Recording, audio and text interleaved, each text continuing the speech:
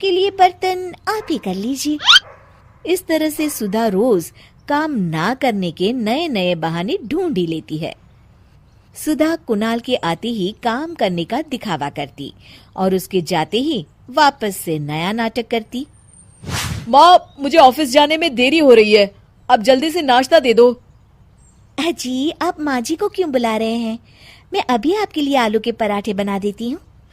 अरे वाह सुधा, जब से तुम आई हो माँ को कितना आराम मिल गया है। तुम सच में बहुत अच्छी बहू हो। प्राची सुधा की इस आदत से बहुत ही परेशान होती है, मगर वो कुछ भी नहीं कर पाती। इधर सुधा काम न करने का रोज एक नया बहाना ढूंढ लेती। अब कोई ऐसा बहाना बनाऊंगी जिससे माँ जी की चिकचिकी खत्म हो जाए और वो मुझे काम के लिए बोलना ही छोड़ दे। सुधा रसोई में जोर जोर से चिल्लाने का नाटक करती है और प्राची भागी भागी उसके पास आती है। क्या हुआ बहू? पता नहीं क्या हुआ माँ जी, अचानक आंखों में कुछ चला गया, दिखाई नहीं दे रहा मुझे। अरे कैसी बातें कर रही हो? आंखों को अच्छे से धोकर मस लो ना। आंखों को बहुत बार धो लिया मैंने, मगर कुछ भी नहीं दिख रहा अभी। और इस तरह उस दिन से सुधा अंधी होने का नाटक करने लगती है और घर का सारा काम प्राची के सर आ जाता है। वो समझ भी नहीं पाती कि आखिर सुधा को हुआ क्या। इधर सुधा की ऐश हो जाती है। वो अब बिस्तर पर बैठे बैठे हुक्म चलाती रहती है। माँ जी, जरा चाय तो पिला दीजिए ना। हाँ बेटा। प्राची को शक हो जाता है कि सुधा नाटक कर रही है और वो अपने तरीके से पता लगाने की कोशिश करती है। प्राची घर में आई स्पेशलिस्ट डॉक्टर को बुलाती है। देखिए ना डॉक्टर साहब, मेरी इतनी प्यारी बहू को न जाने किसकी नजर लग गई। हुआ क्या? अरे देख ही नहीं पा रही वो तो। क्या हुआ है आपको? पता नहीं डॉक्टर साहब, कुछ दिखाई नहीं दे रहा मुझे। ठीक है, मैं चेकअप करता हूँ। क्या हुआ है इसे?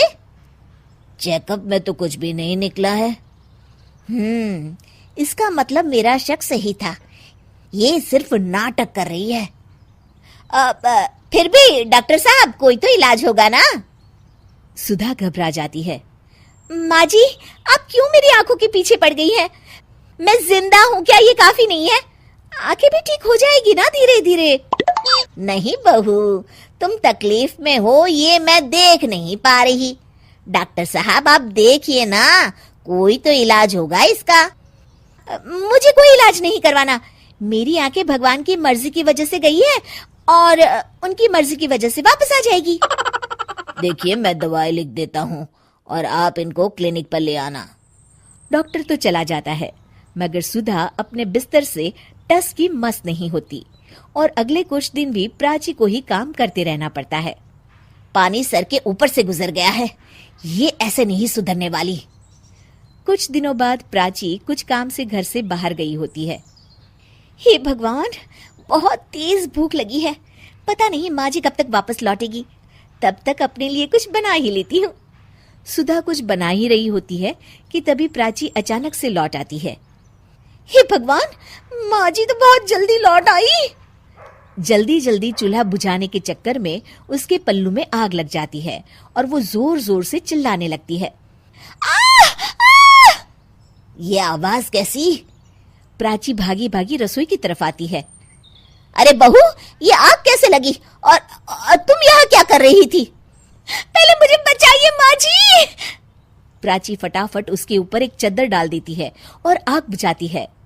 सुधा के अंधे ना होने का सच अब सामने आ जाता है और वो प्राची से आंखें नहीं मिला पाती।